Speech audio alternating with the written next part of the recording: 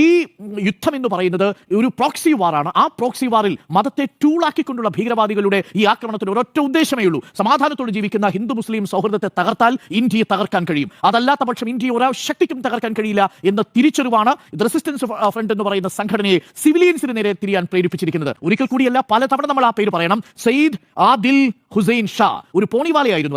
അദ്ദേഹം പഹൽഗാമിൽ ഇതേപോലെ കുതിരസവാരിക്കാരനായി അവിടെ എത്തുന്ന സാധാരണ സഞ്ചാരികളെ ഈ ബസാർവാലിയിലേക്ക് കൊണ്ടുപോവുകയും തിരിച്ചും കൊണ്ടുവരുന്ന മനുഷ്യരായിരുന്നു. നേരത്തെ സ്മൃതി ഇത് വിശദീകരിച്ചു. അവിടെ പേരറിയാത്ത തന്റെ സഞ്ചാരിയെ രക്ഷിക്കാൻ വേണ്ടി അദ്ദേഹം കാശ്മീരി ആയിരുന്നിട്ടും കലിമ ചൊല്ലാൻ അറിയാമായിരുന്നിട്ടും സയ്യിദ് ആദിൽ എന്താ ചെയ്തത്? സയ്യിദ് ആദിൽ ഹുസൈൻ ഷാ ആ ഭീകരവാദിയുടെ കയ്യിലിരുന്ന റൈഫിൾ പിടിച്ചു മാറ്റാനാണ് ശ്രമിച്ചത്. അതിൽ ഏറെക്കുറെ അദ്ദേഹം വിജയിക്കുകയും ചെയ്തു. പക്ഷെ അപ്പോഴേക്കും തൊട്ടടുത്തു നിന്ന ഭീകരന്റെ വെടിയേറ്റ് ഈ സയ്യിദ് ആദിൽ ഹുസൈൻ ഷാ എന്ന കാശ്മീരി താഴെ വീഴുകയാണ് ചെയ്തത്. ആ സയ്യിദ് ആദിൽ ഹുസൈന്റെ രക്തസാക്ഷിത്വത്തിന് നമ്മൾ എന്തു പറയും? ഇത് ആർക്കെതിരെയുള്ള പോരാട്ടമാണ്? മാനവികതയ്ക്കെതിരെ, ഇന്ത്യക്കെതിരെ. പാകിസ്ഥാന്റെ നേതൃത്വത്തിൽ നടത്തുന്ന ഭീകരവാദികൾ മതത്തെ ടൂളാക്കി ഉപയോഗിച്ച് നടത്തുന്ന ഭീകരവാദം ഇന്ന് തന്നെ നമുക്ക് ആവർത്തിച്ച് പറയേണ്ടി വരും. ബിസ്മില്ല ചൊല്ലിക്കൊണ്ട് 3 കാശ്മീരി യുവാക്കൾ തങ്ങൾ രക്ഷിക്കാൻ വന്ന കഥ പല്ലവി പറയുന്നുണ്ട്. ചുരുക്കത്തിൽ ഈ യുദ്ധം എന്ന് പറയുന്നത് ഒരു പ്രോക്സി വാറാണ്. ആ പ്രോക്സി വാറിൽ മതത്തെ ടൂളാക്കിക്കൊണ്ടുള്ള ഭീകരവാദികളുടെ ഈ ആക്രമണത്തിന് ഒരൊറ്റ ഉദ്ദേശമേ ഉള്ളൂ: സമാധാനത്തോട് ജീവിക്കുന്ന ഹിന്ദു മുസ്ലിം സൗഹൃദത്തെ തകർത്താൽ ഇന്ത്യയെ തകർക്കാൻ കഴിയും, അതല്ലാത്ത പക്ഷം ഇന്ത്യയെ ഒരാ ശക്തിക്കും തകർക്കാൻ കഴിയില്ല എന്ന തിരിച്ചറിവാണ് റെസിസ്റ്റൻസ് ഫ്രണ്ട് എന്ന് പറയുന്ന സംഘടനയെ സിവിലിയൻസിന് നേരെ തിരിയാൻ പ്രേരിപ്പിച്ചിരിക്കുന്നത്. അതുവഴി ഒരു ഡിവൈഡാണ് അവർ ലക്ഷ്യമിടുന്നത്. പക്ഷേ നമ്മൾ ആ ഡിവൈഡിന് നിന്നു കൊടുക്കില്ല എന്നതാണ്